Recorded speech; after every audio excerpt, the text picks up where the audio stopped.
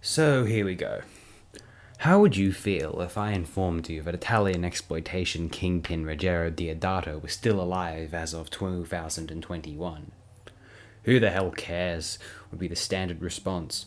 Frankly, I'd feel similarly. That is, if Deodato had retired. But no, the man soldiers on, gradually adding to his gruesome, garish filmography. In 2016, he reminded us of his existence with Ballad of Blood.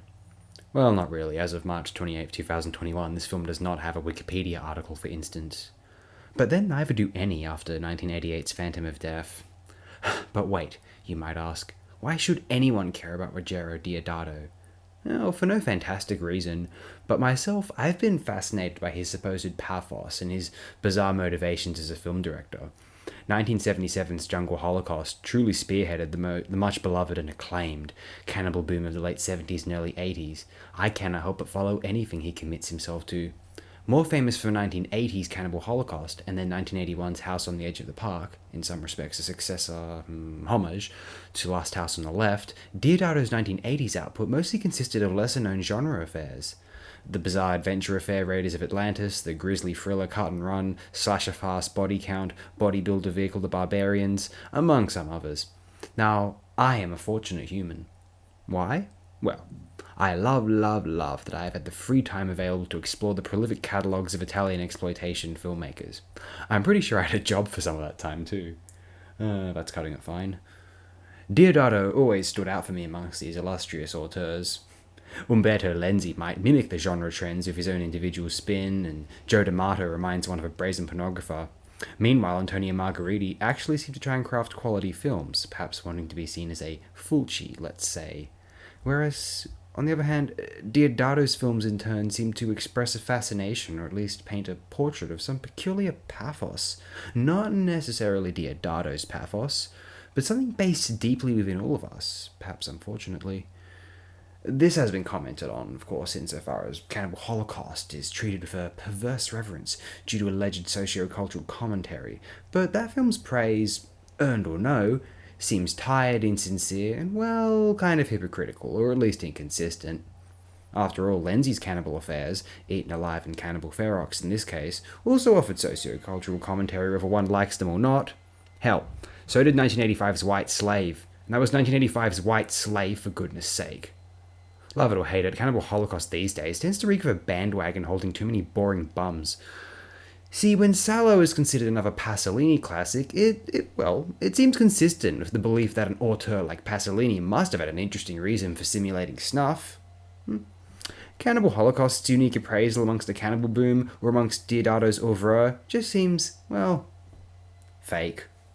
Anyway, I have chosen not to dive into the cannibal film philosophy, and they do brim with them so intrinsically and effortlessly simply due to their very being, and rather focus upon Deodato's work post-Cannibal Holocaust.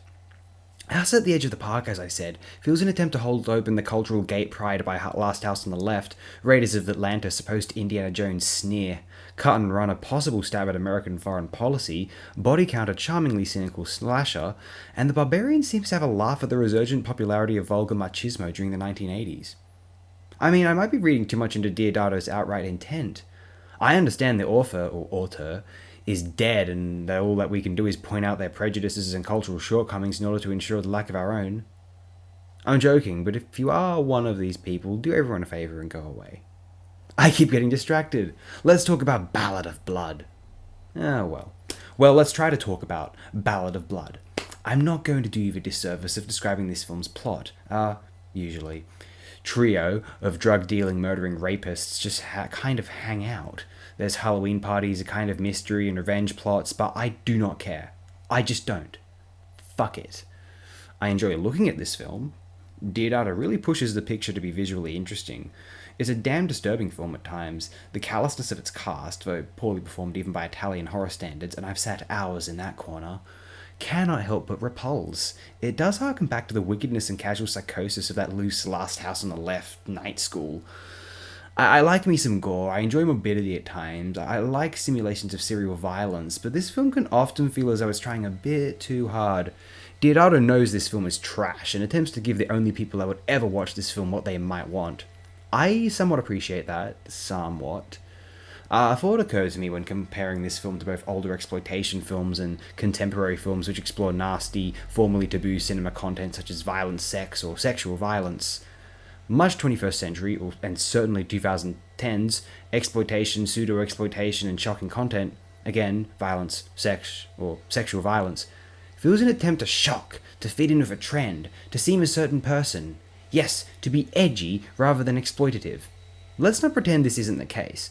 Edginess is insincere, whereas I can't help but like the shamelessness of pure genre exploitation.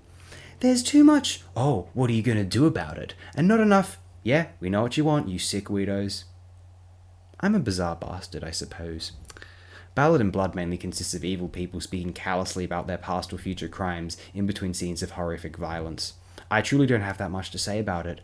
I find it fascinating to a degree, but that these are the contents of Deodato's brain in the recently present day, and I like that it inspired the thoughts in my brain as to why I enjoy older simulations of taboo content and not more recent waves, say mid-2000s torture porn cinema, streaming service, sex romp garbage, and disgustingly digital independent horror. I love me some digital, don't get me wrong, but pseudo-professional cameras look worse than camcorders, or at least far less interesting. Anyone making a film with a DSLR should probably stop soon.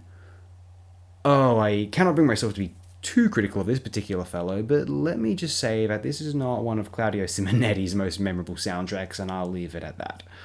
I am happy he's still working, though, of course. So, Ballad of Blood. Well, Deodato the dinosaur roars again, limply but louder than his descendants. Unfortunately, not because of Deodato's artistic competence, but because of the cynical, unpassionate contemporary equivalents to his striking cinema. So, do I recommend Ballad of Blood? Yeah, fuck it. Why not? Watch it and complain about it to me later. Thank you and good night.